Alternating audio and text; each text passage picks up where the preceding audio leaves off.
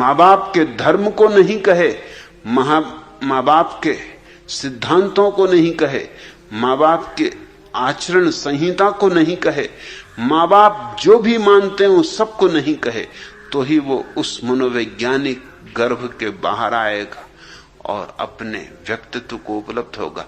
वही उसका असली जन्म है। नहीं तो वो गोबर गणेश रह जाएगा। अधिक बच्चे गोबर गणेश रह जाते। माँ बाप गोबर गणेशों से बहुत प्रसन्न होते, गोबर गणेशों की खूब प्रशंसा करते हैं कि बेटा हो तो ऐसा हो, कैसा आज्ञाकारी, इधर बैठो तो इधर बैठता है, उधर बैठो तो उधर बैठता है। गोबर गणेश ही है, बैठ गए सो बैठ गए, उठाओ तो उठे, बैठाओ तो बैठे। लेकिन इन गोबर गणेशों से दुनिया में कोई भी सौंदर्य बढ़ा नहीं। इन गोबर गणेशों ने दुनिया को दिया क्या? इस दुनिया को अगर किन्हीं ने भी कुछ दिया है तो वे बच्चे हैं जिन्होंने आज्ञाएं तोड़ी, जो मां बाप की आज्ञाओं के विपरीत गए, जिन्होंने हिम्मत की है और साहस किया है। हिम्मत बड़ी है क्योंकि छोटा बच्चा मां बाप पर निर्भर होता है, सब तरह से निर्भर होता है, भोजन के लिए, वस्त्र के लिए, शिक्षा के लिए। उसका सारा जीवन ही मां बाप पर निर्भर है। उतनी निर्भरता की वही दांव पे लगा देता है और जो उसे करना है करता है, करके दिखाता है। एक छोटे बच्चे ने, मुल्ला नसरुद्दीन का बेटा फजलू, उसने सेव का वृक्ष काट डाला।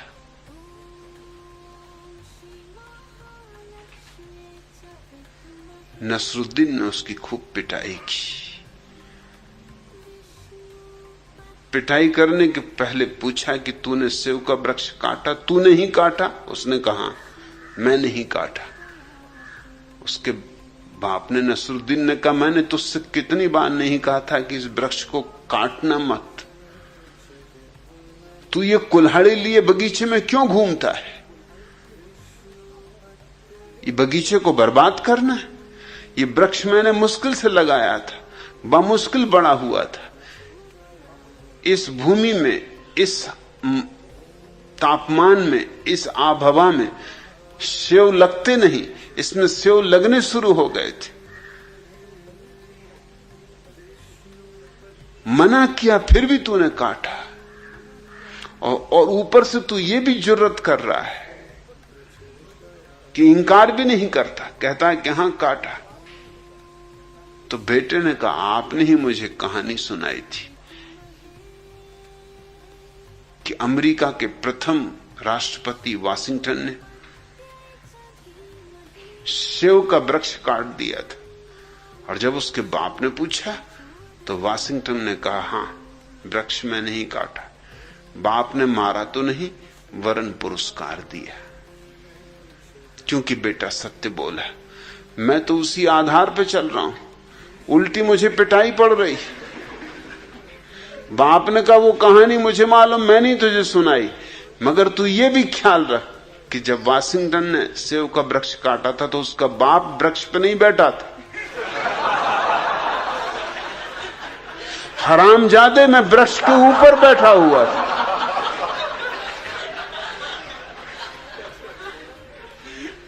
ये भी कोई वक्त था काटने का।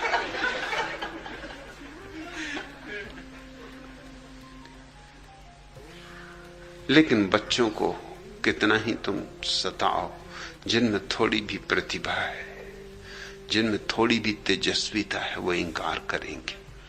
उन्हें इंकार करना ही है, करना ही पड़ेगा। ये मनोवैज्ञानिक अनिवार्यता है, अपरिहार्यता है। नास्तिकता इस सारे इंकार का इकट्ठा नाम है। सारी धारणाएं, सिद्धांत, शास्त्र, परंपरा, व्यवस्था, स्थापित स्वार्थ, स्थापित मूल्य, इन सबको इंकार करने का नाम नास्तिकता है। मेरे देखे अमृत बोधिसत्व जो इतना इंकार करता है, उसे एक दिन वह घड़ी जरूर आ जाती जब ये प्रश्न उठता है, इस इंकार से मैंने पाया क्या? हां, मां बाप से छूटा, मुक्त हुआ, अपने पैर पर खड़ा हुआ, अब क्या? अब आगे की यात्रा कैसे हो? और तभी पहली दफा जीवन में आस्तिकता की किरण फूट सकती है, अगर संयोग मिल जाए किसी आस्तिक से मिलने का। तुम धन्यभागी थे कि मुझे मिल गए। मैंने तुम्हें नाम दिया अमृत बोधिसत्व। वे 2 शब्द मैंने तुम्हारे लिए उपयोग किए, उन्हीं 2 को तुम इंकार करते रहे थे। अमृत यानी परमात्मा, शाश्वत, जो सदा है, और बोधिसत्व अर्थात उसे जान लेना, पहचान लेना, अनुभव कर लेना, बुद्धत्व को पा लेना। मैंने तुम्हें जो 2 शब्द दिए वो तुम्हारी पूरी 40 साल की नास्तिकता की पृष्ठभूमि में ही दिए। उसी पृष्ठभूमि में वे उभर कर प्रकट हुए। तुम कहते हो मैं 40 साल तक नास्तिक था, समाजवादी विचारधारा में जीवन गंवाने के बाद पिछले 15 वर्षों से आपका संपर्क पाया और जीवन में जो आनंद और उत्सव का अनुभव किया उसका कैसे वर्णन करूं। इन 15 वर्षों में और भी लाखों लोग मेरे संपर्क में आए, लेकिन उन सभी को वह आनंद और उत्सव अनुभव नहीं हुआ जो तुम्हें अनुभव हुआ है, और उसका कारण तुम्हारी नास्तिकता थी। तुम तैयार थे, तुम्हारी पृष्ठभूमि तैयार थी। आस्तिक भी मेरे संपर्क में आए, मगर चूंकि उनकी आस्तिकता झूठी थी, उनका मेरे संपर्क में आना भी झूठा हुआ। मेरे और उनके बीच एक दीवार बनी रही। तुम उघाड़े थे, तुम्हारे और मेरे बीच कोई दीवार न थी। तुमने सारे वस्त्र पहले ही फेंक दिए थे, तुम नग्न खड़े थे सूरज में। तुमसे मेरा संपर्क सीधा हो सका। आस्तिक यहां आ जाता है तो उसे बड़ी मुश्किल होती, क्योंकि उसकी धारणा है बीच में खड़ी रहती। उसकी आकांक्षा होती है कि मैं उसकी धारणाओं का समर्थन करूं, और मैं उसका दुश्मन नहीं हूं तो कैसे उसकी धारणाओं का समर्थन करूं। उसकी धारणाओं का समर्थन करूं तो उसके जीवन में कभी क्रांति नहीं होगी। मुझे तो उसकी धारणाएं तोड़नी ही पड़ेंगी। तुम्हारी कोई धारणा न थी, इसलिए काम आधा तो तुम कर ही चुके थे। पुराने को तो तुम मिटा चुके थे, नए को बनाने की बात थी, वो बहुत आसान है। असली सवाल तो पुराने को मिटाना है, क्योंकि पुराने से हमारा मोह होता है। नए को बनाने के लिए तो हर एक उत्सुक हो जाता है, लेकिन जिनका पुराने से मोह है उनके मोह बड़े भयंकर होते। मैंने सुना एक पुराना चर्च था, वो गिरने के करीब था, इतना जीर्ण जर्जर कि उसके भीतर जाकर कोई प्रार्थना करने में भी डरता था। जरा हवा जोर से चलती थी तो चर्च कपता था, चरमराता था। अब गिरा तब गिरा। औरों की तो बात छोड़ दो, पादरी भी भीतर नहीं जाता था, वो भी चर्च के बाहर से प्रार्थना करके लौट जाता था। आखिर चर्च के जो प्रमुख थे उनकी बैठक हुई और उन्होंने कहा अब कुछ करना होगा। अब चर्च में लोगों ने जाना ही बंद कर दिया। इतना ही नहीं, चर्च के पास से भी निकलना बंद कर दिया, क्योंकि पता नहीं कब गिर जाए। और चर्च पुराना है, और जितना पुराना हो उतना ही बहुमूल्य होता है। ये कुछ अजीब धारणा है लोगों की कि पुराना जितना हो उतना ही मूल्यवान होता। बिल्कुल मरा मराया हो, सड़ा सड़ाया हो, उतना ज्यादा मूल्यवान। लाश ही बची हो, अस्थि पंजर ही रह गए हों, तो और भी मूल्यवान।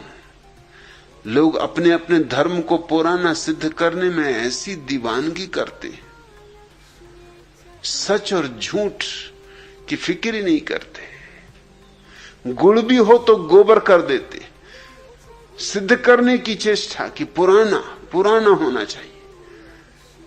सारे वैज्ञानिक आधारों से तय होता है कि वेद 5000 साल से ज्यादा पुराने नहीं, लेकिन लोकमान्य तिलक की चेष्टा जीवन भर ये रही कि 90,000 साल पुराने। क्यों? ऐसा क्या दीवानापन है? पुराना है तो मूल्यवान होना चाहिए, जितना पुराना हो। जैसे कि धर्म ना हुआ शराब हुई, जितनी पुरानी हो उतनी ही कीमती। सभी धर्म इस चेष्टा में लगे रहते, एक दूसरे को हराने की चेष्टा में लगे रहते। ईसाई तो मानते हैं कि पृथ्वी का जन्म ही जीसस से 4004 वर्ष पहले हुआ, इसलिए 90,000 साल पहले वेद रचेगा। ये बात तो व्यर्थ ही हो गई। समय ही कहां था? कुल 4004 वर्ष ईसा से पूर्व,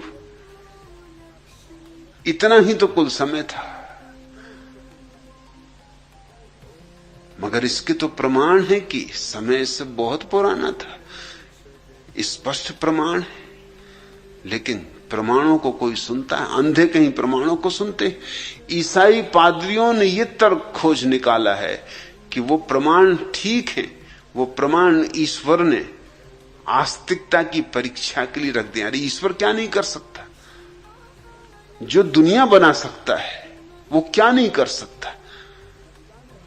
उसने जमीन के भीतर ऐसी हड्डियां रख दी जो मालूम पड़ती हैं कि 90,000 साल पुरानी, मगर है नहीं। उसके लिए क्या कठिन है? ये तो परीक्षा के लिए बनाई है उसने, कि देखें कौन असली श्रद्धावान है और कौन नकली। इससे तय हो जाएगा। लोकमान्य तिलक कहते हैं कि 90,000 साल पुराना है वेद। जैन बड़े प्रसन्न होते हैं, वो कहते हैं बिल्कुल ठीक ठीक कहते हैं आप, 90,000 साल पुराना होना ही चाहिए, क्योंकि ऋग्वेद में हमारे प्रथम तीर्थंकर का उल्लेख। सुनिश्चित हमारे प्रथम तीर्थंकर तुम्हारे ऋग्वेद से भी पुराने।